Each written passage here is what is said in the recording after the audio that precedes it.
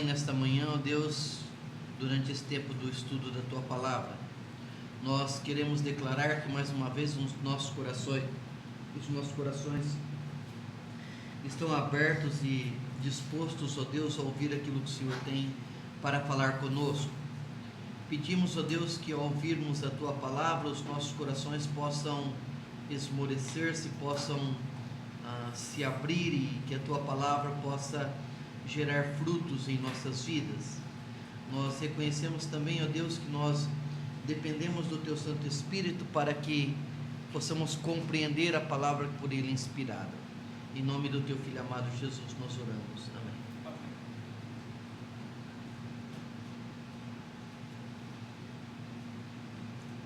Bom,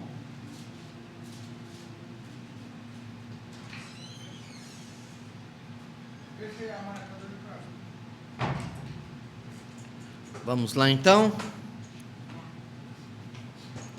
Obrigado, amado. À vontade. Nós começamos a trabalhar então a carta às 7 igrejas, né? Ou o livro da forma que foi enviado às 7 igrejas, e nós trabalhamos então a primeira igreja, que foi a igreja de Éfeso. Em seguida nós temos a igreja de Esmirna, ou o texto que foi escrito à cidade de Esmirna. Se Éfeso era uma cidade importante e era uma cidade rica e tudo isso, Esmirna tinha a fama de ser uma cidade bonita. Na verdade, Esmirna era conhecida como a grande coroa da Ásia, ou a flor da Ásia. Então, boa parte da característica de Esmirna está ligado, em primeiro lugar, a essa beleza. Então, é uma cidade extremamente bela. Ela, além de ser uma cidade bela, era uma cidade agradável, porque ela estava num local onde existiam montanhas e o vento fazia como se fosse um canal de vento, sabe? Quando parece que faz um caminho para o vento. Então a cidade era bastante arejada, estava sempre, apesar do calor das montanhas, isso estava sempre soprando um vento gostoso na cidade. Era uma cidade também que estava situada numa posição geográfica importante no que diz relacionado ao comércio. Então, comercialmente, Esmirna era uma cidade importante. Ela ligava a Lídia com a Frígia, que eram duas regiões geográficas grandes, e então o comércio que chegavam até essas regiões passavam pela cidade de Esmirna.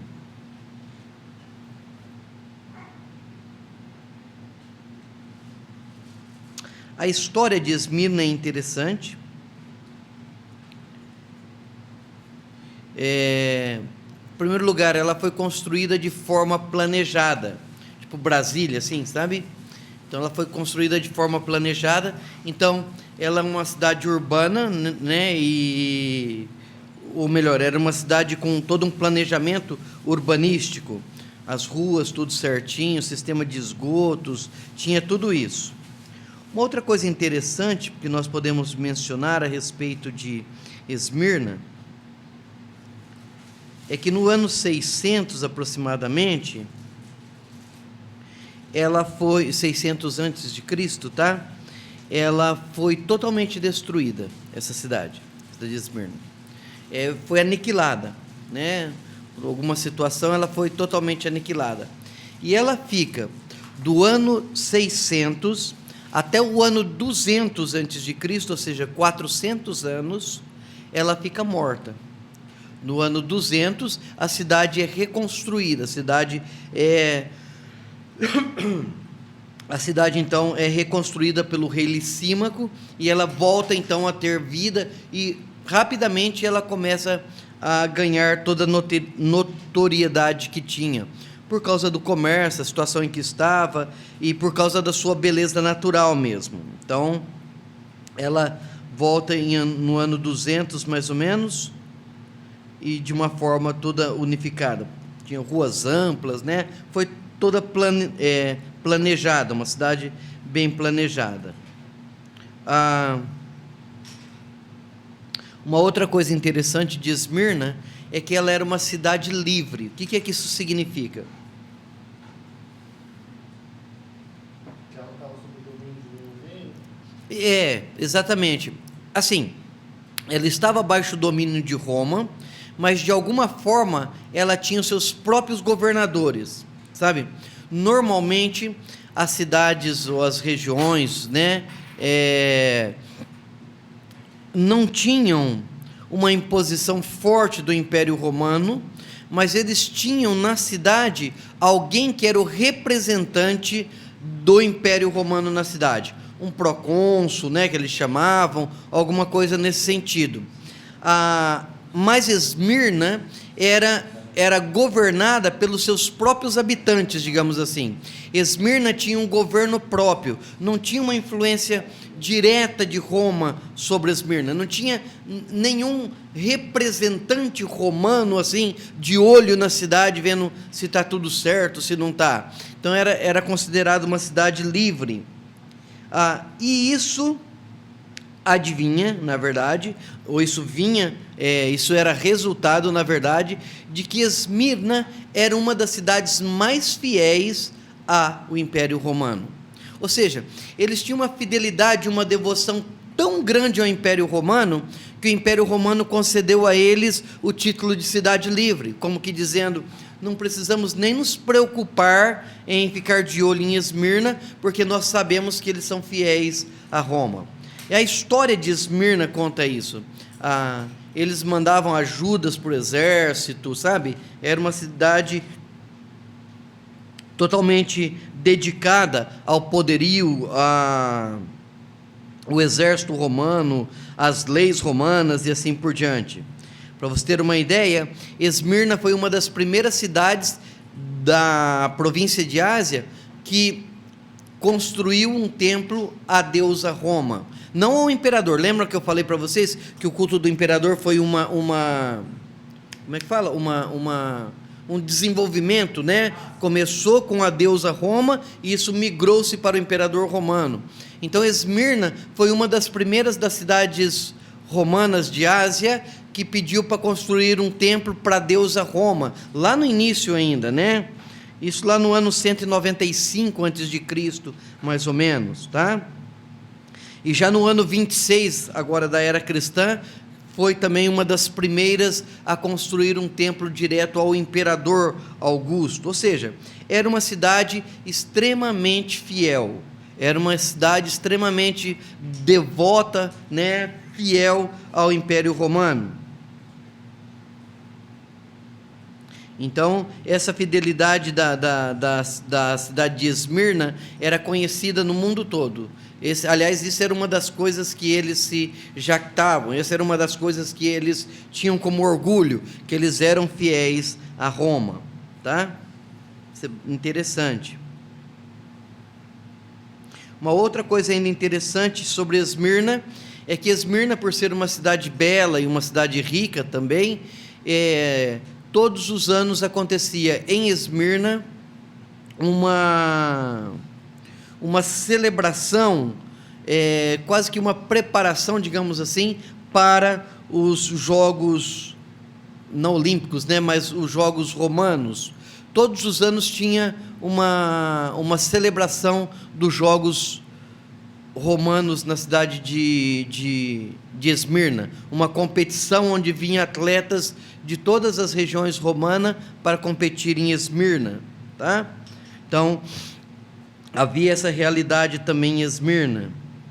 Em termos de adoração, eles tinham templos a Zeus, a Apolos, a Afrodite, Esculápio. Então eram alguns dos deuses que eram cultuados em Esmirna. Muitos templos, na verdade, em Esmirna.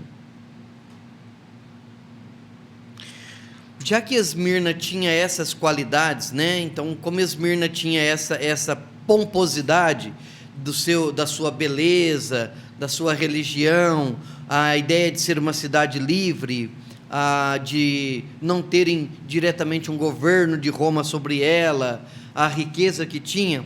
Uma das coisas que também era muito comum, ou era muito conhecido sobre a cidade de Esmirna, é que todo mundo queria alcançar um patamar elevado na política de Esmirna.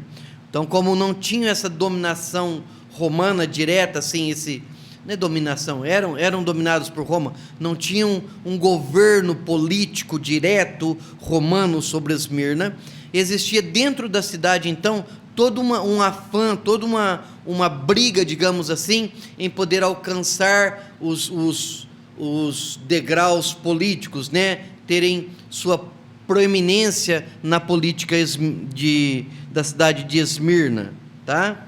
Isso era bastante forte, dizem os historiadores como Tácito, Estrabão, falam a respeito desse espírito de competição que existia dentro da cidade de Esmirna, porque alcançar uma posição política era estar em evidência, né, na cidade de Esmirna.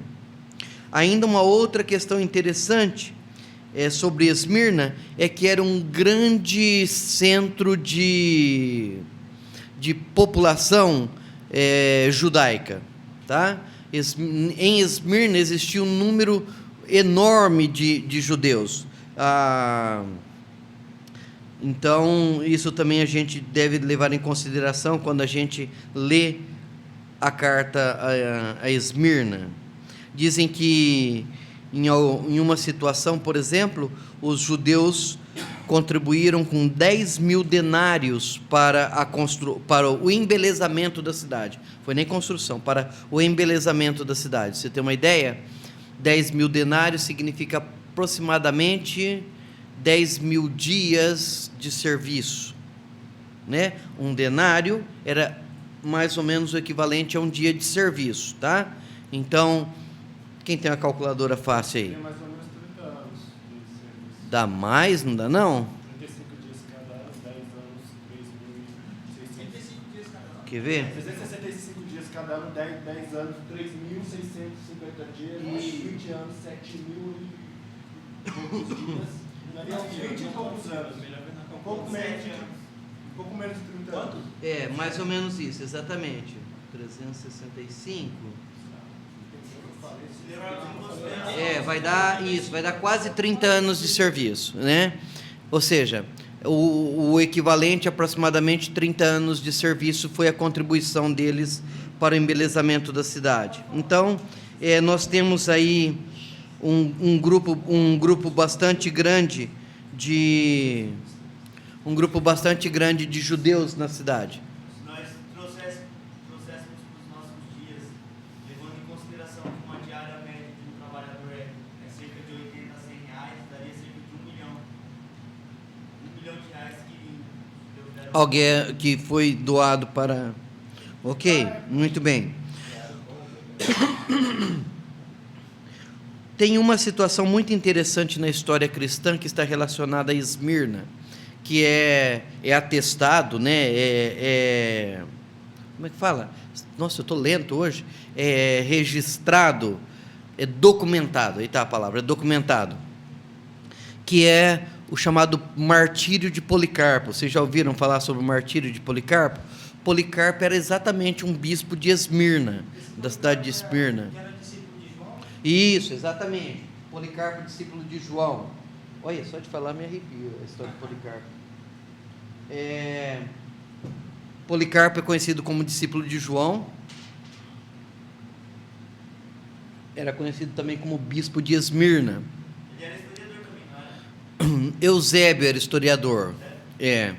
Policarpo, ele, na verdade, não tem nenhum texto dele escrito, tem escritos a respeito dele, tá? Eu vi uma carta que ele mandou para Éfeso, mas não sei se realmente foi ele que... Existem diferentes Policarpos na história, tá? Então tem que ver o de Esmirna. É o discípulo de João. Não conheço, mas pode ser. Bom, de qualquer forma, Policarpo, para o que nos interessa aqui, nos diz que em um desses jogos que estava acontecendo em Esmirna, que acontecia todos os anos, estava presente as autoridades romanas, e como representantes do culto ao César, o povo, para fazer uma média, então, começou a gritar que morram os infiéis, que morram os infiéis, infiéis a Roma, né? E aí então começaram a gritar que nos tragam Policarpo, que Policarpo era conhecido na cidade. E aí então os que procuraram a Policarpo, e o pessoal da igreja disseram para ele: se esconda, né? Tenta se esconder. E ele falou: não, já chega, já estou cansado de me esconder. Tive um sonho em que o meu travesseiro pegava fogo, e entendo que me cumpre morrer na fogueira, disse Policarpo. E aí então pegaram um escravo e torturaram o escravo até que o escravo falou aonde que estava Policarpo. Então foram e prenderam ele. Eles, quando o pessoal chegou para prendê-lo, ele disse para as pessoas que estavam ao redor dele: ó, vocês atendam bem os soldados, vocês alimentem eles, eu só quero ter um tempinho para poder orar. Ele disse que passou aí uma média de seu tempo de oração, retornou e falou: estou pronto para ir.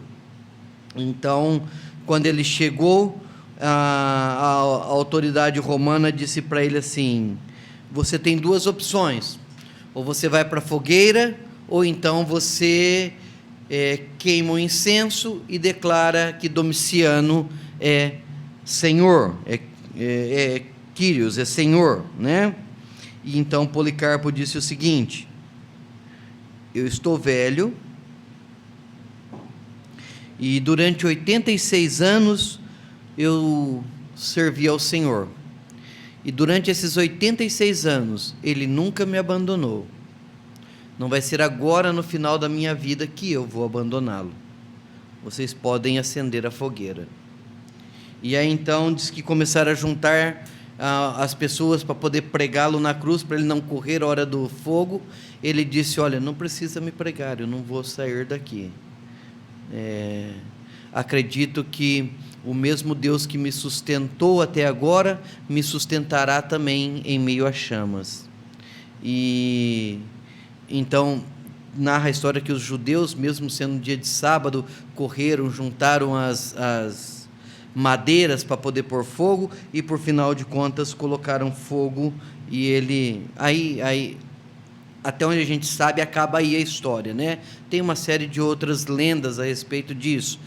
Dizem, por exemplo, as lendas que o fogo formou como que uma redoma e queimou tudo ao redor de Policarpo, mas não chegava até Policarpo.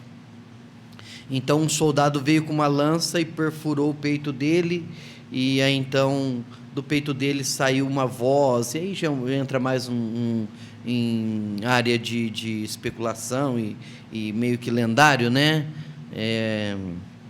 E aí então que Policarpo morreu. Mas Policarpo então é uma das figuras conhecidas da história da igreja que morre durante esse período, né? Tem toda uma oração dele que não é bastante interessante da gente conhecer isso, mas que não temos muito tempo para isso então.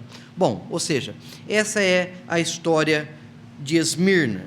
Não deveria ser muito fácil ser cristão em Esmirna. Apesar de toda essa pomposidade da cidade, lembram, eram extremamente fiéis a quem? A Roma.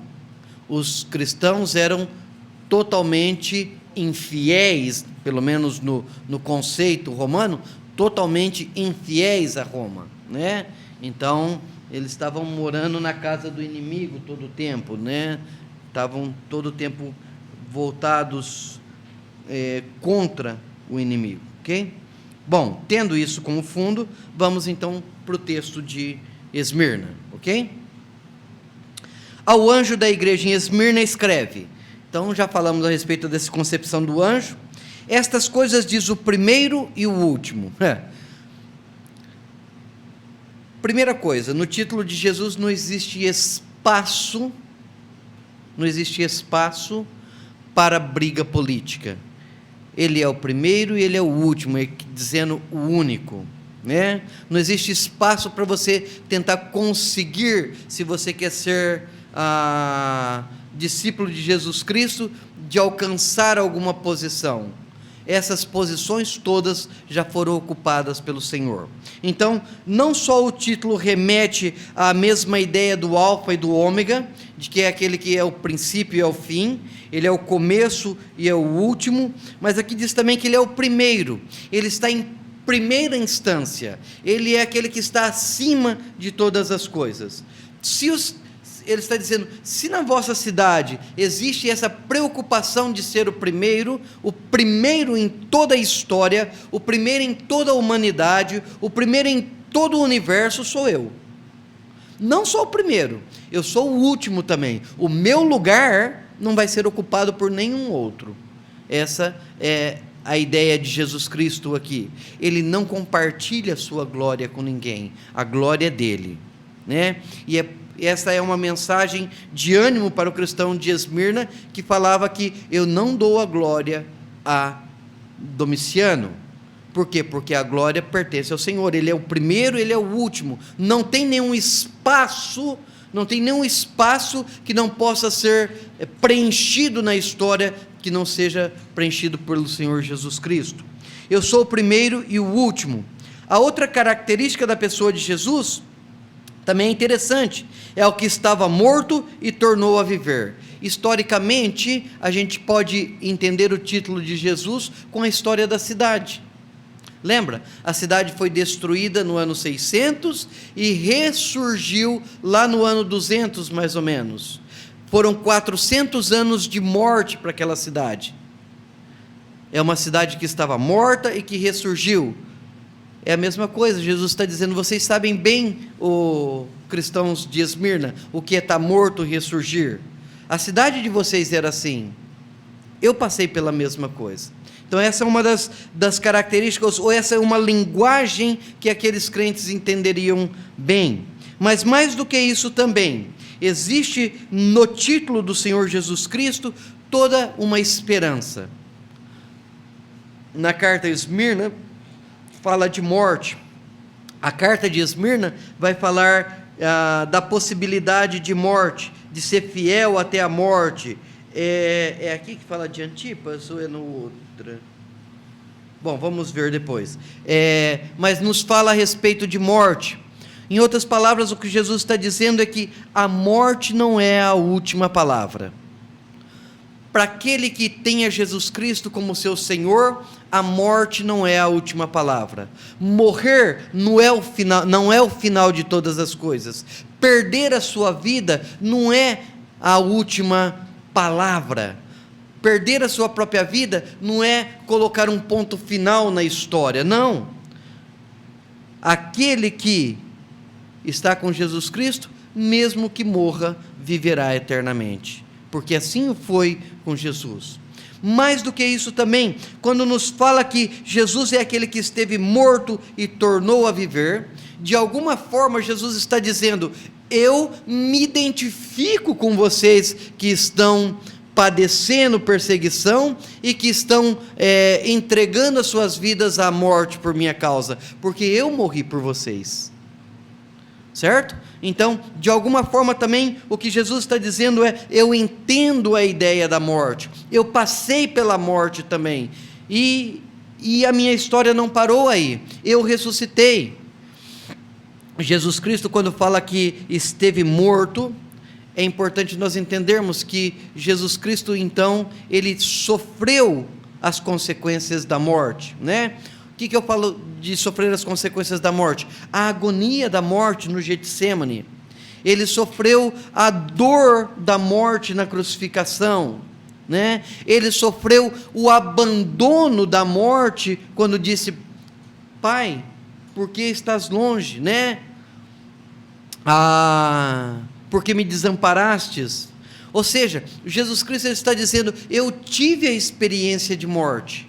Eu tive essa mesma experiência, eu compartilho com vocês essa mesma realidade, eu sei o que é estar sendo perseguido e sendo perseguido até a morte, porque eu já passei por isso, Então, apesar de ter toda essa dor nesse título de Jesus, apesar de ter toda essa tristeza e apesar de ter essa sexta-feira na história de Jesus Cristo, há também a esperança do domingo, né? Há também a esperança da ressurreição, há também a esperança de que a vida para aqueles cristãos não se terminaria ali.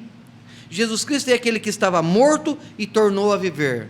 É o mesmo que ele está dizendo para aqueles crentes. Vocês podem até experimentar a morte, vocês podem até chegar de fato a morrer por causa do meu nome, mas a história não termina aí.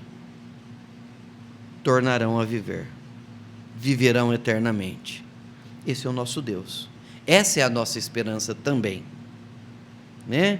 Às vezes a gente fala de escatologia e nós temos uma grande preocupação com a ideia de quando Jesus vai voltar, não é?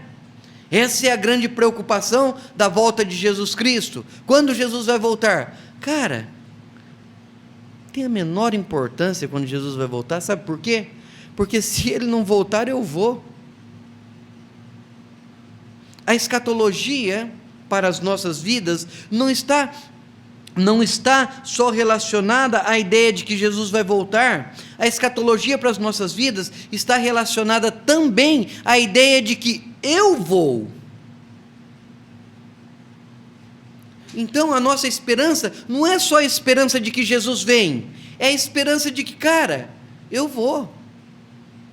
A morte para nós, na verdade, apesar de toda a tristeza que ela pode gerar, a morte para nós cristãos que temos essa segurança é esperança. A morte se torna para nós esperança. É a esperança de que nós vamos estar eternamente com Cristo. Em outras palavras, o que Jesus está dizendo para aqueles cristãos é: olha, a morte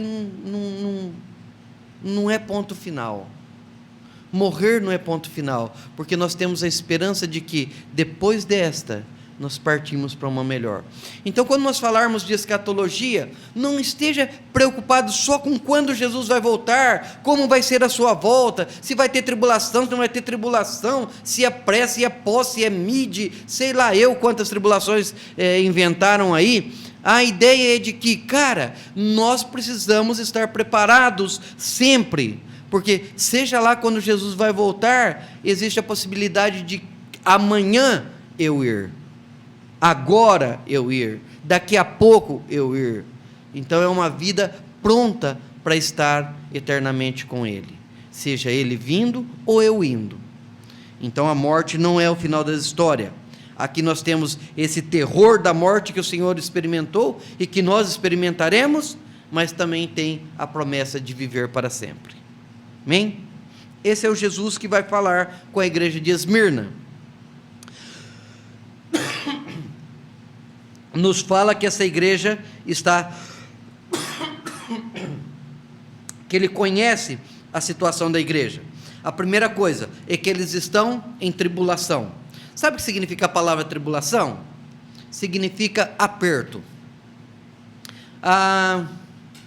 Significa que existe uma pressão. Sabe, não sei quantos aqui conhecem ou gostam de oficina, mas sabe o que é uma morsa? Ou torno, alguns chamam de torno, né? Bom, você coloca a peça ali, né? Ela tem dois bocais assim, você vai girando e vai apertando a peça, não é? Se você quer amassar alguma coisa, ou se você quer segurar, manter firme. Bom, a ideia de tribulação é exatamente essa. Você é aquele que é a peça, né? E as situações externas são os mordentes aqui chama morsa ou torno? Como é que chamam aqui? Torno. E você então é a peça e a tribulação são os mordentes do torno. E então as situações vão girando a manivela, vão girando o fuso e aquilo vai apertando e você vai sofrendo essa pressão. Essa é a ideia da palavra tribulação no grego. É uma força externa que pressiona. Essa é aqui a ideia. Em outras palavras, Jesus está dizendo: eu conheço que vocês estão sendo pressionados, eu conheço a tribulação que vocês estão passando, eu conheço o que está acontecendo, e essa força que espreme, né? Essa força que está massacrando vocês. Ou seja, não está passando desapercebido a minha pessoa, Jesus Cristo, né? Ou seja, eu, Jesus Cristo, não estou deixando passar desapercebido que vocês estão sofrendo essa pressão. Segunda coisa, ele conhece também a pobreza dos crentes de Esmirna. Apesar de ser Esmirna uma cidade rica, apesar de ser Esmirna uma cidade bela, né, planejada e tudo isso, os cristãos daquela cidade eram cristãos pobres. Diga-se de passagem, os cristãos em primeiro século eram pessoas pobres. A grande massa dos cristãos do primeiro século eram paupérrimos, na verdade. Eram pobres. É interessante que a palavra usada para pobre, no grego nós temos duas palavras usadas para pobre. Uma delas é a palavra que refere-se à pessoa que necessita trabalhar com as próprias mãos para ter o que comer. Esse é um cara pobre. Tá? Mas existe uma outra palavra também que está relacionada àquela pessoa que não tem o suficiente para comer naquele dia. Tá? Então, o grego ele faz essa separação de pobre. O pobre que tem que trabalhar com suas mãos, que não depende da sua riqueza, que não tem uma riqueza precedente, ele tem que trabalhar hoje para comer hoje. E tem aquele pobre que não tem nem o que comer naquele dia. Quando fala aqui que conhece a sua pobreza, a palavra pobreza aqui é exatamente essa, daquele que não tem o suficiente para alimentação diária. Tá? Esse era os cristãos de Esmirna. Não está muito distante de Paulo, que disse: padeci fome, passei fome, né? Passei sede, passei fome, ou seja... Então, ele diz que conhece que, agora você vai criando na sua ideia, na sua mente aí, como que era esse crente de Esmirna. O cara estava baixo essa pressão, né? Essa tribulação, não tinha nem sequer o que comer por dia a dia, e ainda tinha os judeus que estavam perseguindo eles, né? E porque a terceira coisa que fala que ele conhece, e a blasfêmia dos que a si mesmos se declaram judeus e não são, sendo antes sinagoga de Satanás. Interessante a frase aqui. Na verdade, os judeus se chamavam a Assembleia de Deus. A palavra sinagoga significa, na verdade, assembleia, né? Quando os judeus se reuniam, era então a sinagoga dos escolhidos, a sinagoga de Deus. Essa era a ideia, era assim que eles se chamavam. João está dizendo aqui, eles falam que são sinagoga de Deus, na verdade são sinagoga de Satanás. Isso é o que João está falando aqui. Então, essa é uma das grandes diferenças do Apocalipse cristão com o Apocalipse judaico. O Apocalipse cristão não faz essa diferenciação entre judeus e gentios, né? Também é um tema interessante na literatura apocalíptica como um todo, mas aqui o que João está dizendo é: eu sei que vocês são cristãos, e eu sei que os judeus são de alguma forma aqueles que fomentam essa tribulação. Eu sei que os judeus são aqueles que estão forçando essa tribulação. Ele diz: mas eu estou de olho nisso. Essa é a ideia aqui. Jesus está dizendo, quando Jesus diz, eu conheço que os judeus estão fazendo isso, é quase que uma ameaça, sabe? É quando o teu pai passa e fala assim: estou de olho, viu? Né? Quando a gente é criança, que o pai passa e fala assim: estou te vendo, viu? Estou vendo o que você está fazendo, não é? Ou então, em casa a gente conversa, não tem essa história assim, né? É essa a ideia aqui. Jesus está dizendo para os crentes: eu conheço, eu sei o que os judeus estão fazendo com vocês. tá? Eles são, na verdade, sinagoga de Satanás. É interessante que, como eles se entendiam ser o povo escolhido de Deus, né? E lembra, João é um judeu. Na verdade, o que João está dizendo aqui é: acabou-se essa história de que judeu é povo de Deus. Eles são, quando fazem isso, estão sendo, na verdade, sinagoga de Satanás. Tá? Povo de Deus é a igreja. Essa é a ideia aqui por detrás. Bom, e aí então vem o verso 10. O verso 10 é aquela repetição que nós já vimos em toda a Bíblia: não temas as coisas que tens de sofrer. É a promessa de Deus para as nossas vidas. Mesmo sendo pobre e não tendo o que comer, mesmo baixo tribulação, mesmo com outros nos perseguindo, mesmo com aqueles que deveriam nos ajudar, né? Porque tem uma visão parecida, que seriam os judeus, nos perseguindo. Ele diz: não temas as coisas que tens de sofrer. O sofrimento é parte da vida cristã.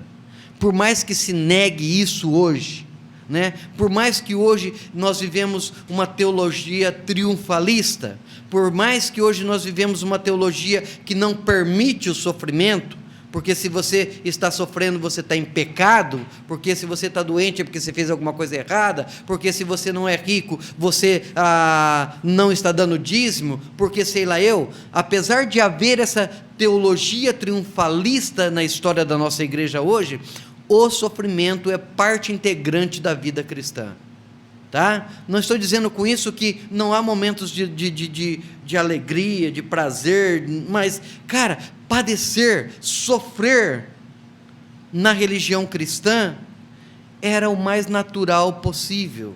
Era parte da história da igreja o sofrimento. Sempre foi parte da história da igreja o sofrimento. Começando com quem? Começando com Jesus. Jesus sofreu, Paulo sofreu, os apóstolos sofreram, os pais da igreja sofreram, os profetas lá atrás sofreram. Hebreus capítulo 11 faz uma lista de gente que sofreu. Cara, sofrer é parte da história nossa, é nossa herança cristã. Agora é importante que Jesus está dizendo aqui: não temas as coisas que têm de sofrer. Eu estou contigo, é o que ele está dizendo. Eu experimentei a morte, mas eu ressuscitei, né? Pois não, amado? Essa música estava falando isso, isso é tão da época quanto para agora, né? Porque aqui em Gálatas, Paulo faz a saudação e tal, e depois no versículo 6 aqui já começa: admiro-me de que vocês estejam mudando a fé tão rapidamente aquele que os chamou pela graça de Cristo, para seguir outro evangelho, e que na realidade não é evangelho. O que ocorre é que algumas pessoas estão perturbando, querendo perverter o evangelho de Cristo. Aí em Gálatas ele está falando diretamente do judaísmo, né, dos judaizantes. De alguma forma está próximo do texto aqui, quando ele diz que são sinagogas de Satanás, ou seja, estão pervertendo o evangelho, né? Bom, verso 10: eis que o diabo está para lançar em prisão alguns dentre vós. A promessa aqui para a igreja de Esmirna é de que, olha, esse sofrimento, essa perseguição vai continuar. E é interessante porque ele enxerga por detrás disso, então, a própria figura do mal, seja ela atuando por meio de Roma, nesse caso aqui, seja atuando por meio dos judeus, né? Eis que o diabo está para lançar em prisão alguns dentre vós, para ser disposto à prova, e tereis tribulação de 10 dias. Volto a dizer, não está falando aqui de 10 dias corridos, né? A ideia aqui é que está falando que a tribulação vai seguir por um tempo determinado. O tempo de tribulação está determinado, é um período completo, né? E é interessante quando ele usa a palavra 10, ele não multiplica ela por outro número, né? Por 1000, por exemplo, alguma coisa assim. Normalmente quando fazem isso é porque é um tempo relativamente curto. São 10 dias, é um tempo completo, é um tempo que vai seguir, mas é um tempo que não vai durar muito também. Então, de alguma forma, tem aí alguma esperança que isso há de terminar. tá ok? Bom, ainda no verso 10, nós temos um chamado àquela igreja. Qual que é o chamado? Ser fiel até a morte. Vocês viram quantas vezes a palavra morte apareceu nesse pequeno número de versículos? Várias vezes, né? Ou seja, parece-me que a morte era um tema recorrente na igreja de Esmirna. Ser fiel até a morte. Essa palavra fiel nos remete direto à história daquela cidade. Lembram? Esmirna era considerada a mais fiel cidade ao Império Romano. Da mesma forma, Jesus está dizendo para aquela igreja: tal como a vossa cidade tem a fama de ser fiel ao imperador, vocês necessitam ser fiel ao verdadeiro imperador. Vocês necessitam ser fiel a mim. Ser fiel, e essa fidelidade não é por esse tempo, por aquele tempo, mas não é por 10 dias aqui, um curto tempo, mas é para ser fiel até a morte. E quando fala aqui fiel até a morte, ele não está falando fiel até morrerem. Pode estar incluso essa ideia também, tá? De permanecer fiel até morrer, mas provavelmente a ideia aqui é ser fiel, mesmo que essa fidelidade os leve à morte. Entendem a diferença? Então uma coisa é eu te dizer assim: ô Timóteo, seja fiel até a tua morte, ou seja, até quando você estiver lá velhinho, né? Mantenha a tua fidelidade por toda a tua vida. Pode estar inclusa essa ideia aqui, mas muito provavelmente a ideia aqui é outra. A ideia é: Timóteo, seja fiel, mesmo que isso lhe cause a morte. Ser fiel até sangrar, né? Ser fiel até morrer. Ser fiel até que isso te custe a tua própria vida, se necessário. Essa é a mensagem aqui. Ser fiel até a morte, e dar-te-ei a coroa da vida. A palavra aqui, coroa da vida, novamente em grego nós temos duas palavras para coroa. Uma é diadema, que é a coroa que os reis usam, é a coroa real. E nós temos uma outra palavra para coroa, que é Stéfanos. Stéfanos era usada de diferentes formas, tá? Tem uma série de aplicações de Stéfanos, mas normalmente quando fala da coroa como sendo Stéfanos, está falando de prazer, de alegria, de gozo, de conquista. Essa é a ideia aqui. A palavra que usa aqui é Stéfanos. Por exemplo, quando alguém em um jogo, em um game, em uma competição, ele era o vencedor, ele recebia uma coroa de laurel, né, de louros. Isso era uma Stéfanos, tá? Bom, o que Paulo, invoca o que é Paulo? O que João está falando aqui? João está falando que vocês estão acostumados a ver todos os anos alguém sendo coroado, não estão? Por quê? Porque esse cara lutou com outros gladiadores, ou porque esse cara correu uma maratona, ou porque esse cara acertou o alvo no tiro de arco e flecha. Esse cara foi o melhor em tudo, né? O melhor dentre todos os outros, por isso ele recebeu a coroa de louro, né? Ele recebeu a sua Stéfane.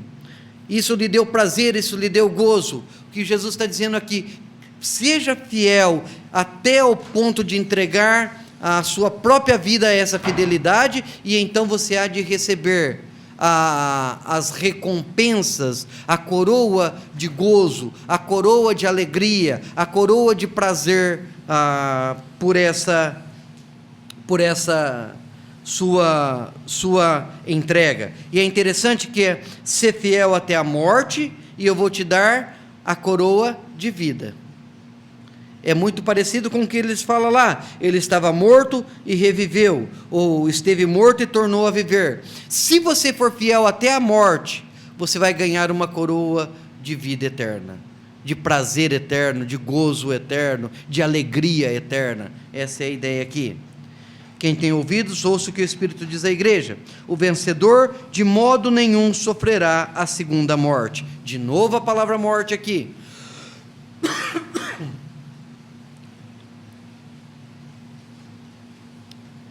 Essa frase segunda morte, a gente poderia trabalhar muito mais ela, tá? Mas só nos como a gente está meio corrido, é só importante você dizer que é só importante você saber que muito provavelmente está ligado ao conceito da época, né, de que e a nossa concepção também, mas de que você morre, a tua morte física, mas existe a possibilidade de uma morte espiritual, que é a separação eterna de Deus. Então, provavelmente é isso que está se referindo aqui.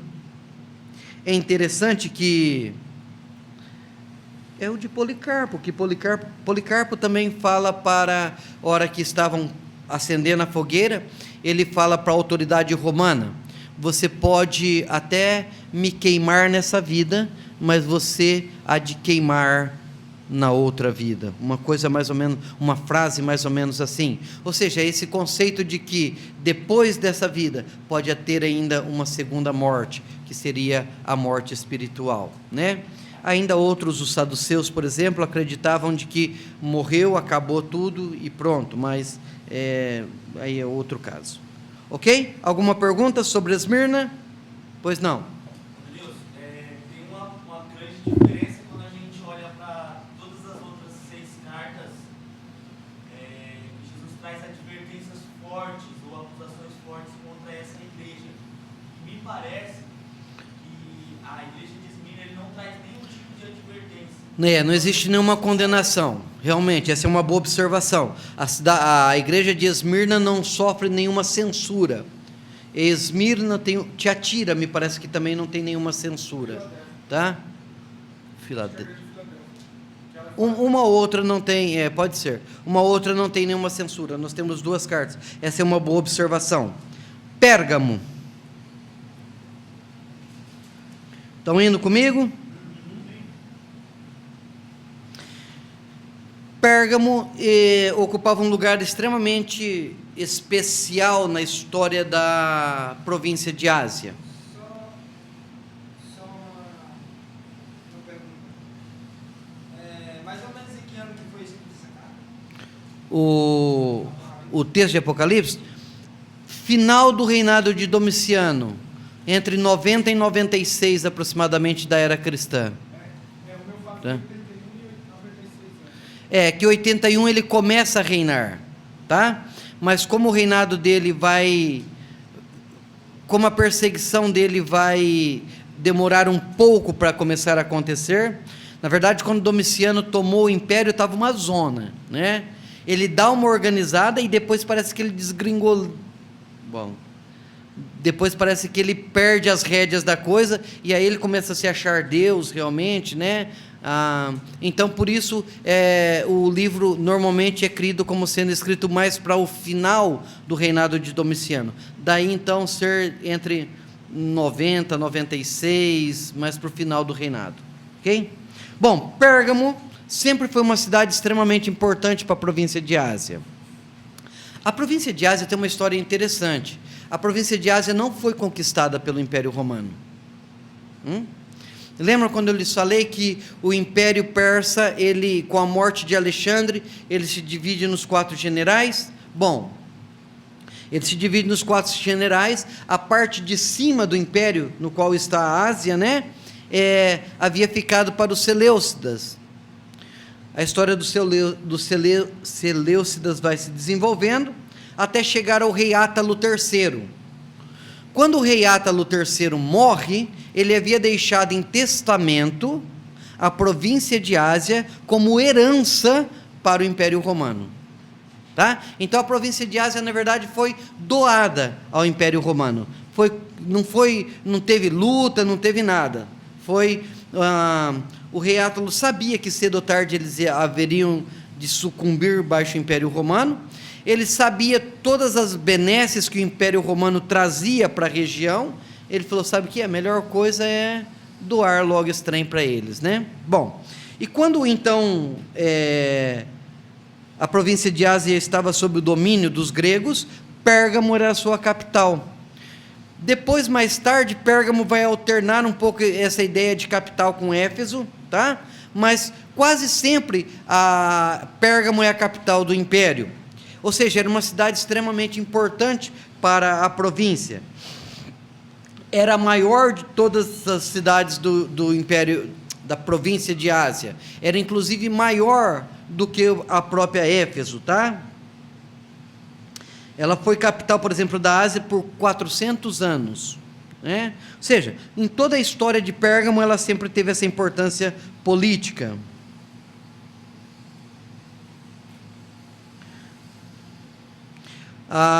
Tem um dos historiadores que diz que quando chegava assim em Éfeso, dava a ideia de que estava numa cidade real, sabe?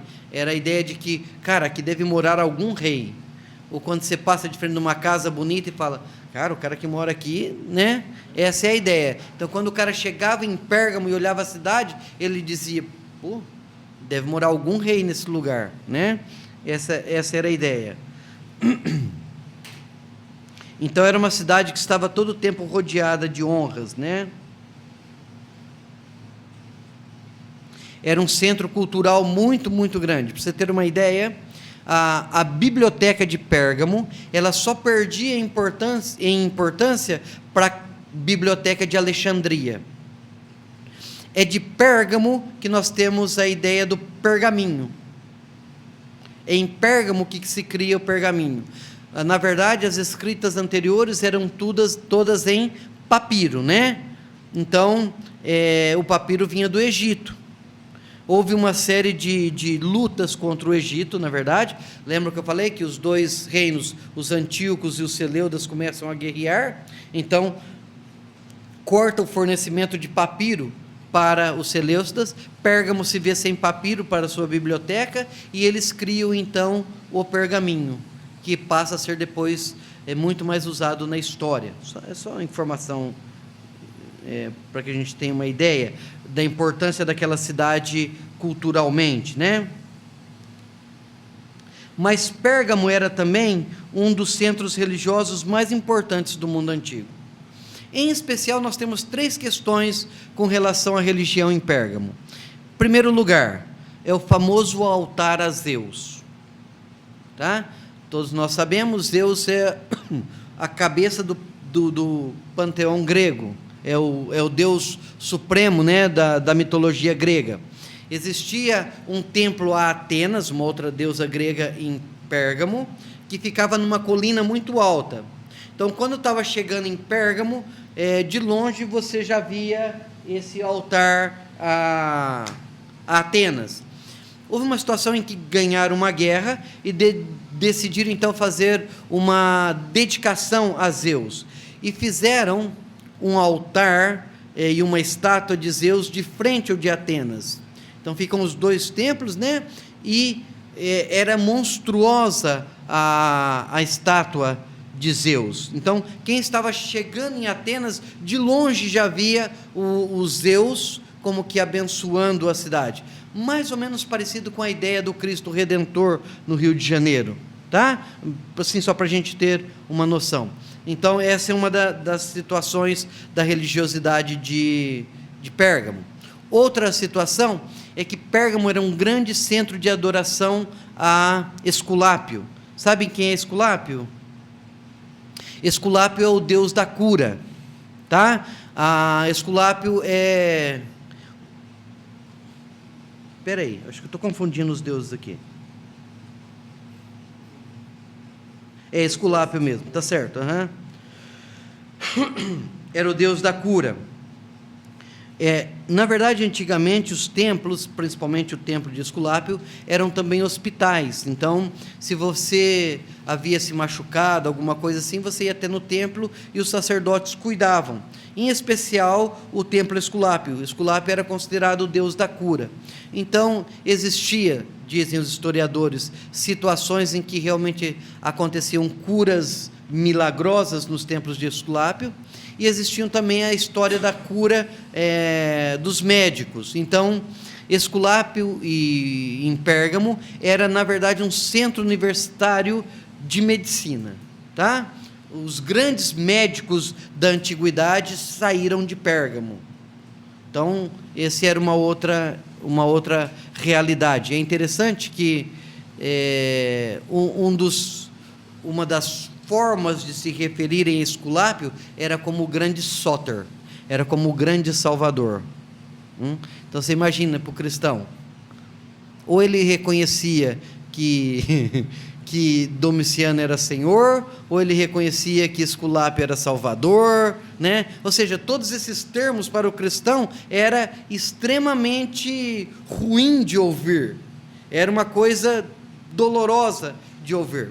E a terceira coisa relacionada à religiosidade em Pérgamo, que é importante, é que Pérgamo é o grande centro do culto ao imperador para a província de Ásia. O culto ao imperador, ele era organizado muito parecido com o presbitério. Tem alguém da igreja presbiteriana aqui? Deixa eu ver um outro exemplo, então. Sabe essas organizações em que, por exemplo, tem uma igreja matriz, digamos assim, e depois tem as outras igrejas ao redor, né? E aqui então tem um conselho de pastores, e esse daqui, se precisa de alguma coisa, vem para cá para perguntar. Essa é a ideia. Então Pérgamo era o centro disso, ou seja, todos os outros templos ao imperador que precisassem de alguma coisa, que tinham alguma necessidade, precisavam vir até a Pérgamo para poder receber das pessoas que aí estavam, da liderança que aí estavam, autorização para as outras coisas, tá? Então Pérgamo era o centro de autorização, o centro de autoridade do culto ao imperador. Era Pérgamo que dizia: a festa ao imperador esse ano vai ser em tal cidade, a festa vai ser naquela outra cidade, essa cidade pode construir um templo, aquela cidade é muito pequena para ter um templo ao imperador. Ou seja, era de Pérgamo que saía toda a fomentação, o evangelismo, digamos assim, do culto ao imperador. Pérgamo era o responsável por toda essa divulgação e a estabilização do culto ao imperador, ok? Isso é importante que a gente saiba.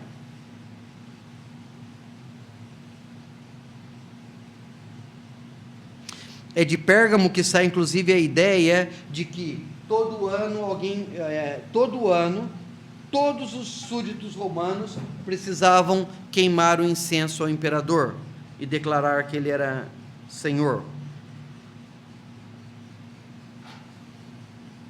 Uma outra coisa interessante também de Pérgamo é que as cidades romanas, elas tinham dois tipos de procônsul, tá?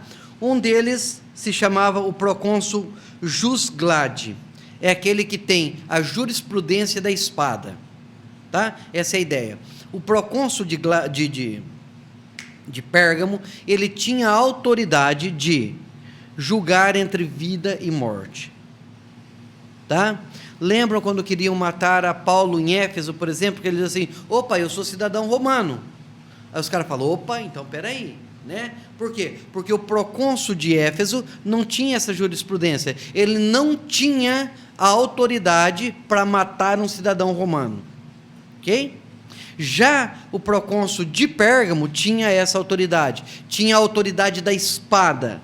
Ele podia dizer: você está condenado à morte. Eu sou cidadão romano, dane-se, você vai morrer, tá? Então, tinha mais essa também. Não importava que o cristão fosse cidadão romano, se ele não fez o seu sacrifício lá, morte para ele, assim por diante, ok? Bom, então algumas informações aí a respeito de Pérgamo. Nossa. A primeira coisa que diz a respeito de Pérgamo: ao anjo da cidade em Pérgamo escreve: essas coisas diz aquele que tem a espada afiada de 2 gumes, que acabamos de falar, né? Ora, se o procônsul de Pérgamo pode decretar entre a vida e a morte, porque ele tem a lei da espada, o nosso Senhor Jesus Cristo tem a espada de 2 gumes que sai da sua boca. A sua voz, na verdade, é uma voz que condena ou que salva, né? Porque é de 2 gumes. Mas então a primeira descrição que temos aqui é: vocês acham que o procônsul daí tem a vida e a morte? Na verdade, quem é Senhor da vida e da morte, quem é o Senhor da espada, aquele que condena com sua palavra, ou aquele que salva com sua palavra, é o vosso Senhor, é Jesus Cristo. Não temo o procônsul romano, não tenho medo do procônsul romano, não tenha sua preocupação com a palavra do procônsul que pode te levar à morte. Tenho a preocupação com a palavra de Cristo, porque essa sim pode te dar vida ou pode te dar morte. Então a primeira descrição aqui é a respeito de Jesus, aquele que tem a espada afiada de 2 gumes. Conheço o lugar em que habitas, onde está o trono de Satanás. O que é o trono de Satanás aqui? Quase que com certeza, ele está falando aqui então do quê? De todo movimento religioso em prol ao imperador romano. Para eles, o templo ao imperador, o culto ao imperador, que tinha sua base lá em Pérgamo, da onde saía toda a maldade para toda a província de Ásia. Esse é o trono de Satanás. Eu sei, Jesus está dizendo, eu sei que é daí da onde vocês estão no foco da perseguição, vocês estão no meio da perseguição, eu sei que é daí que sai toda a perseguição aos cristãos da província de Ásia, vocês estão no lugar que é o trono de Satanás, é aí que Domiciano está entronado, né? É aí que está o altar a Domiciano, o templo a Domiciano, aí que é o trono de Satanás, tá? E que conservas o meu nome e não negastes a minha fé. Mesmo assim, mesmo estando no lugar em que a perseguição é tão ferrenha, mesmo estando no lugar em que o procônsul pode decretar a tua morte na hora, não queimaram incenso a Domiciano, não negastes a minha fé, não declararam que Domiciano é Quírios, mantiveram a fé de que o Senhor é Quírios. Ainda nos dias de Antipas, minha testemunha, meu fiel, ou minha testemunha fiel, dependendo das traduções. Ou seja, mesmo tendo como exemplo Antipas, que morreu por causa do seu testemunho, vocês mantêm a vossa fé, o qual foi morto entre vós, onde Satanás habita. Nós não temos muita informação a respeito de Antipas, só existe uma tradição a respeito dele, de que foi feito um bezerro de bronze, né? E colocaram ele lá dentro vivo, e colocaram esse bezerro de bronze então em cima de uma fogueira, e esse bezerro ficou girando, e aí você imagina, um bezerro de bronze em cima de uma fogueira, e o cara preso lá dentro. Diz que assim foi que Antipas morreu, tá? Essa era uma das formas de morte daquela época para os cristãos. Essa é uma tradição a respeito de Antipas. Eles dizem, mesmo vocês tendo visto isto, e sabendo que poderia serem o próximo a estar dentro desse bezerro, né? Serem o próximo a padecer a morte, mesmo assim, vocês se mantêm fiel a mim. Às vezes eu fico pensando, quantas vezes eu me torno infiel por coisa tão pouca? É claro que a minha infidelidade não chega ao ponto de negação do Senhor como Cristo, mas quantas vezes, por coisas tão pequenas, eu acabo trocando o senhorio de Cristo na minha vida? Claro que não é uma declaração de abandono de fé, claro que não é uma declaração de abandono de crença, mas quantas vezes eu não permito o senhorio de Cristo, digamos assim, ou eu não aceito o senhorio de Cristo sobre a minha própria vontade. Aqueles cristãos que estavam lá no foco da perseguição, mantiveram-se fiéis ao Senhor. Tenho todavia contra ti, e aqui vem então a exortação, né? Tenho todavia contra ti algumas coisas, pois que tens aí os que sustentam a doutrina de Balaão, o qual ensinava a Balaque a armar cilada diante dos filhos de Israel, para comerem coisas sacrificadas aos ídolos e praticarem prostituição. Aqui me parece que o próprio texto esclarece um pouco qual que é a doutrina que está assolando a igreja aqui e que está sendo ruim. Você não me dá um pouquinho de café também? Não tem açúcar. Pode ser amargo, não importa.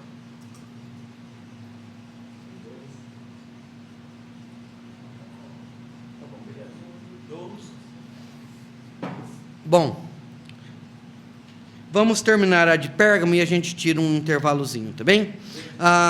Então, parece-me que no verso 14, o próprio texto explica um pouco a respeito de como que é, ou qual que é o problema que está acontecendo na igreja. Ele relaciona a doutrina, então, primeiro a Balaão. Então, ele toma como base um evento do Antigo Testamento, né? Ele está dizendo, olha, o que está acontecendo na igreja, olhem lá, tenham como experiência, vocês sabem o que aconteceu lá. O que está acontecendo aí, vocês já viram acontecer lá com Balaão. A história de Balaão, acho que todos nós conhecemos, não é só aquela história da tentativa de mover o braço de Deus para o que eles querem, mas também nós temos a história de Balaão, que ele tenta um sincretismo, né? E faz com que os israelitas deem suas filhas em casamentos a um outro grupo, a um outro povo, e isso então era visto como miscigenação da fé e assim por diante, que é o que não era aceito. Então ele diz que o qual ensinava a Balaque a armar ciladas diante dos filhos de Israel. Uma coisa que nós precisamos observar é essa palavra ciladas, ou seja, a heresia aqui, ela não vinha escancaradamente, era cilada, tá?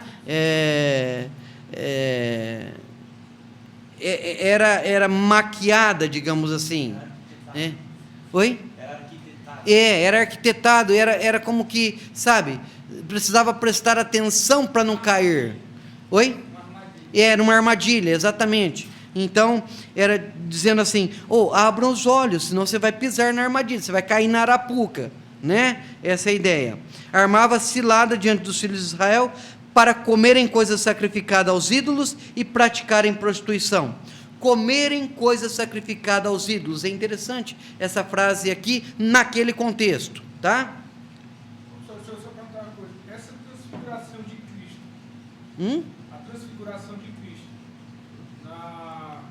para Pedro, Tiago e João, e essa visão de João, tem alguma assimilação assim, tipo, que a gente pode tomar como base para um entendimento assim, de Cristo transfigurado nesse corpo de glória? Tem alguma coisa que não é só o simbolismo? Deixa eu ver se eu estou te entendendo, tá? Eu posso pegar a transfiguração de Cristo para eles, como discípulos na época, e posso pegar essa visão de João para ter uma noção mais ou menos de como Cristo é nesse corpo glorificado? Bom, primeiro, não tem muito a ver com o que a gente está vendo aqui, que é o texto de Pérgamo, tá? Mas vamos lá. O texto lá do Evangelho, onde mostra a transfiguração, acredito que é um texto mais narrativo, ou seja, é alguma coisa mais real, digamos assim. E o texto que nós estamos vendo no Apocalipse é um texto simbólico. Então, é verdade que o corpo de Cristo é um corpo glorificado, tá? Isso é uma verdade, porque nós encontramos isso em forma narrativa, mas eu não posso trazer aquela informação, aquela descrição narrativa para o meu contexto apocalíptico, porque aqui eu estou trabalhando com simbolismos que quer transmitir uma ideia por detrás desse símbolo. Então, assim, acreditamos que Cristo tem um corpo glorificado, ponto. E acreditamos que aqui nós temos informações simbólicas que transformam esses símbolos em verdades a respeito do Cristo. Ou seja, ele tem um olho de fogo lá. Não é necessariamente que ele tem esse olho de fogo. Ele tem um olhar penetrante. Ele tem a espada de 2 gumes que sai da tua boca. Não é a ideia que Jesus tem uma espada hoje com o corpo glorificado que sai da sua boca. Não, é que a sua palavra é cortante, leva a destruição ou leva a salvação. Então, são duas formas são duas formas de narração a respeito da pessoa de Jesus, duas formas de descrição da pessoa de Jesus diferentes. Uma é a literatura narrativa, que é os evangelhos, que é mais não é que é mais verdade, não sei como dizer isso, é mais,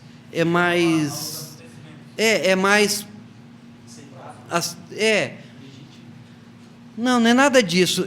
Uma é a narração, uma ideia é a ideia da narração, que é alguma coisa mais descritiva, tá? Eu vou dizer assim, olha, esse celular, ele é preto, ele tem um formato retangular, eu estou narrando, eu estou descrevendo isso daqui. A outra coisa é, eu vou lá e desenho o celular no quadro, e você está vendo uma imagem do celular, tá? Então, os dois são verdades, mas são descritos de formas diferentes, ok? Voltando então para Pérgamo. Nós estávamos falando sobre comerem coisas sacrificadas aos ídolos. É interessante essa colocação, lá para Tiatira seria interessante, inclusive.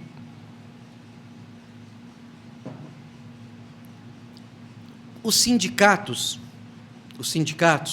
não é uma ideia nova, tá? Os sindicatos é uma ideia extremamente antiga. Na época de Roma, do Império Romano, tinha o sindicato dos artífices, o sindicato dos pedreiros, o sindicato dos comerciantes, os sindicatos dos industriais do tecido e assim por diante. Os grupos de trabalhadores estavam reunidos em torno dos sindicatos. Então, essa é uma ideia muito, muito antiga, não é uma ideia nova. E os sindicatos, tal como hoje, tinham as suas festas, né? Agora, vamos lá. As festas dos sindicatos, tal como hoje, inclusive, tinha uma degeneração moral muito grande. Em toda a festa tinha a sua dedicação ao imperador, porque eles eram gratos, porque o Império Romano possibilitava o seu serviço, ou seja, tinha lá os seus sacrifícios.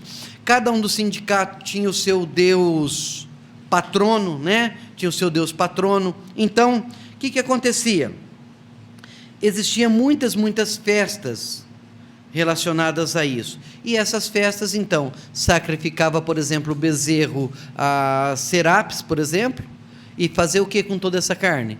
Comer numa grande festa, tá? Então, a pergunta aqui era que muito provavelmente alguns cristãos, tendo seus empregos tomados, ou não podendo participar dos sindicatos, porque não poderiam toda essa adoração, acabavam perdendo então a possibilidade de trabalhar e assim por diante. O que provavelmente está dizendo aqui é que existia algum grupo que estava dizendo, tal como os nicolaítas, né? Olha, cara, é o teu trabalho. Ó, cara, é a tua vida. Vai lá, participa, não tem nada com isso não. Vai lá e come lá a comida, não tem nada com isso não. É verdade que Paulo vai falar lá em Coríntios que a comida em si não é nada.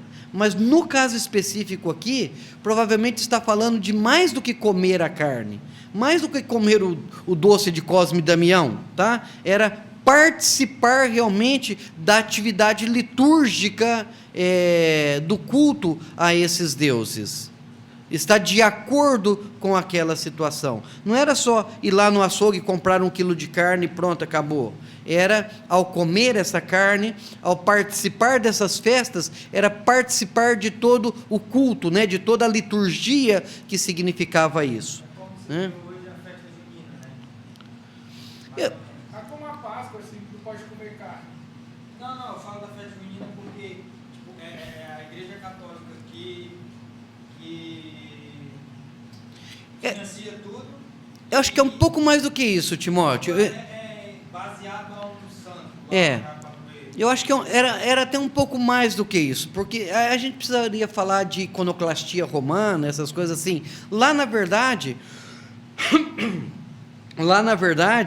era realmente adorar um outro Deus, tá?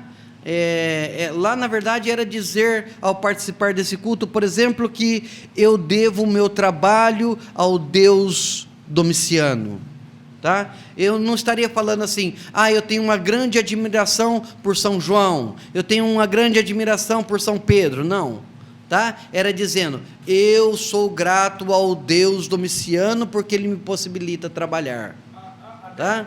Meio que por aí. Mas a devoção, ela significa adoração direta? Não vou me meter nisso não, senão a gente não some daqui. Mas essa é uma questão interessante para se pensar e se trabalhar, tá? Só uma palhinha aqui. É uma injustiça quando a gente fala dos santos católicos e os compara à idolatria do Antigo Testamento. São duas coisas extremamente diferentes, gente. Principalmente quando a gente está falando no contexto acadêmico da coisa, tá? É verdade que isso às vezes chega para o povo como sendo quase que uma adoração mesmo, né? Mas você não vai perguntar para nenhum católico vai te dizer, eu acredito que São Pedro é Deus, tá? Nenhum vai dizer isso. No contexto do Velho Testamento, que às vezes fala sobre isso, não, é outra coisa. É falar, Baal é Deus, é falar Domiciano é Deus, é falar Roma é Deus, ou seja, é uma entidade separada do Deus que eu acredito.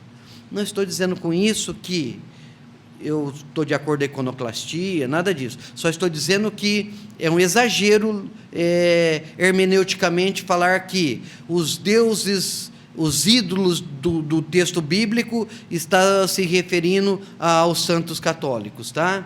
Volto a dizer, não estou dizendo que está correto ou não, só estou dizendo que hermeneuticamente é muito distante as duas coisas, tá? Bom, voltamos para o texto. Outro sim, também tu tens os que da mesma forma, outro sim, tu tens os que da mesma forma, ou seja, que têm um pensamento muito parecido, que pensam da mesma forma dos que ensinavam o ensino de Balaão, sustentam a doutrina dos nicolaítas. Isso nós já falamos, é aquele grupo que falava, cara, é só uma coisinha de nada, né? Muito provavelmente é isto. Então esses dois grupos aqui estão bastante próximos. Em outras palavras, é dizer o seguinte, cara, não tem problema você abrir mão de algumas coisas para você se ajeitar, se adaptar e sofrer um pouco menos de perseguição. É isso que o texto está falando aqui. Portanto, arrepende-te, senão venho a ti sem demora, e contra eles pelejarei com a espada da minha boca. Esse texto é tão legal, cara, eu gosto tanto desse texto. Ele diz assim, primeiro, ele diz, se você está fazendo isso, arrepende-se, tá? Esse é o chamado de Cristo aqui. Olha, se você está seguindo os nicolaítas, se você está seguindo aí os que ensinam a doutrina de Balaão, se arrependa. Mas com relação a eles, aqueles que ensinam, pelejarei com a espada da minha boca. É um chamado ao arrependimento daqueles que estão sendo enganados e, ao mesmo tempo, é uma declaração de juízo para aqueles que estão ensinando tal coisa. A nós que vamos ter um ministério, a nós que vamos ensinar a palavra do Senhor, a nós que vamos guiar a outros, precisamos ter um cuidado extremo, né? Só um minutinho. A nós então precisamos ter um cuidado extremo. Se há um convite de arrependimento para aqueles que estão sendo enganados de retornarem, há na verdade uma condenação direta para aqueles que ensinam. Ou seja, Jesus está dizendo, eu vou pelejar contra eles com a espada da minha boca, essa mesma espada que tem a jus glades, né? A que tem a ideia de condenar totalmente. Ou seja, temos que ter o cuidado quando nós temos um ministério sobre nossa responsabilidade, porque nós vamos guiar outras pessoas. Ai daqueles que guiam outras pessoas para o mal, né? Pois não. Assim, uma das coisas que me veio quando eu estava passando devocional hoje, era que eu acho assim, a gente tem que ter muito cuidado com essa linha, né? Quando você está ensinando, porque muitas vezes você está, eu tive assim como uma visão de eu chamar a pessoa para minha casa, mas quem vai comer o melhor do banquete sou eu. Então, tipo assim, às vezes eu falo isso por questão da arrogância, de às vezes falar muito sobre si, muito sobre, tomar muito para si a palavra, né? Tomar o eu sou de Jesus, o eu sou meu Deus. Apesar de estar envolvida essa ideia aqui, sim, mas no texto de Pérgamo, no texto do Apocalipse, eu acho que vai um pouco além disso. Ele não está falando só dessa questão de arrogância e isso, mas ele está falando também daqueles que deliberadamente tomam e guiam aquele que está ouvindo para um caminho errado, tá? É aquele que deliberadamente leva o seu ouvinte a viver de forma equivocada. Então, quando nós ensinamos, todo o ensino, ele traz como resultado uma consequência para a vida do que está ouvindo, tá? Então, se o meu ensino é correto, traz consequências corretas. Se o meu ensino é equivocado, traz consequências equivocadas. Isso é o que ele está dizendo aqui. E ele está dizendo que aquele que leva o outro a uma consequência equivocada por causa do seu ensino, ele vai pagar por isso. Só pensando nessa questão de liderança, né? Eu posso interligar exatamente o que você está falando, da questão de guiar o outro, a relação que Tiago traz lá sobre quem ensina, sobre o peso, sobre o Sim. maior, sobre quem ensina. Sim. É mais ou menos isso que Jesus está trazendo aqui para a igreja de Pérgamo. É um paralelo correto, é um paralelo verdadeiro, sim. Aqueles que ensinam têm essa maior responsabilidade, por isso que cabe sobre a quem vai ensinar, preparar o material, saber do que está falando e assim por diante. Tenho dó de alguns, né? Bom, quem tem ouvidos, ouça o que o Espírito diz às igrejas. Ao vencedor, ou seja, aquele que lutou, né? Aquele que participou dos jogos, lembra de toda essa história? Ao vencedor, dar-lhe-ei do maná escondido. É interessante essa frase também. O maná é uma referência direta ao Antigo Testamento, a história do povo de Israel, né? Ele está dizendo, assim como eu o sustentei no deserto, eu também sustentarei vocês nesse deserto que estão passando. Aquele que for vencedor, e vencedor naquele sentido que eu falei para vocês, não vencedor no que tem vitória, mas do que permanece fiel, né? Ao vencedor ou ao fiel, dar-lhe-ei do maná escondido. Eu vou sustentá-lo, tal como sustentei o povo no deserto, que não tinham o que comer, e eu lhes dei do pão da vida, né?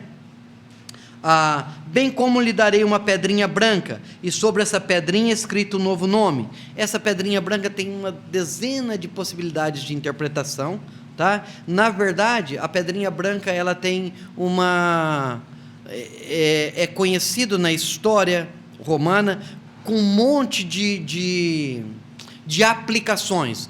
Por exemplo, em um julgamento, né? Quando não se tinha um veredito muito confiável, eles tinham essa questão de ter um monte de pedras, você metia a mão dentro de uma cumbuca, e se você pegasse uma pedra de tal cor, você era condenado, se você pegasse uma pedra branca, você era inocentado, digamos assim. Essa é uma possibilidade.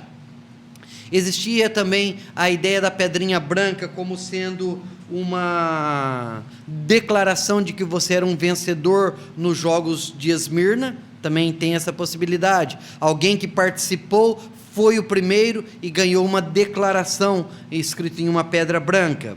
Existe a possibilidade também de quando você era escravo e você havia sido libertado, receber uma pedra branca como a carta de alforria, né?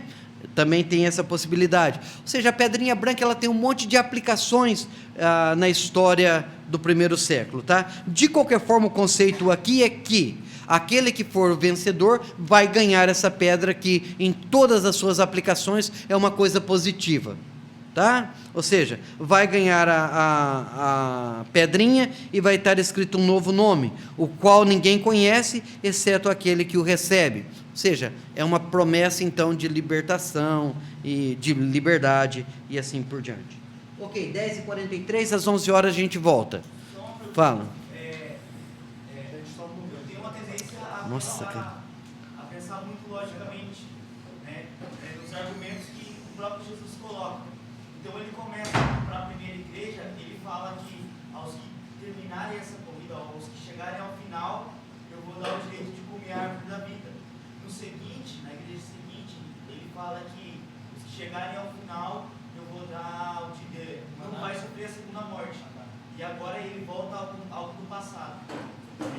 Aos que chegarem ao final, eu vou dar o direito de comer o maná do céu. Essas coisas, visto que é dito pelo Senhor Jesus, é algo específico para aquela igreja ou é algo que eu posso correlacionar entre as igrejas? Não, eu acho que é uma promessa que alcança a todos, né?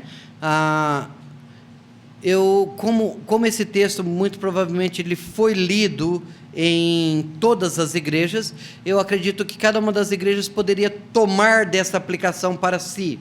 O que me parece é que o apóstolo João, ele usa para cada igreja questões muito específicas da sua própria cidade, que é o que a gente tem visto aqui, né? Aquele que estava morto e reviveu, a cidade que estava destruída e foi reconstruída, aquele que tem a espada da boca, Pérgamo, que tinha o procônsul que tinha autoridade de vida ou morte.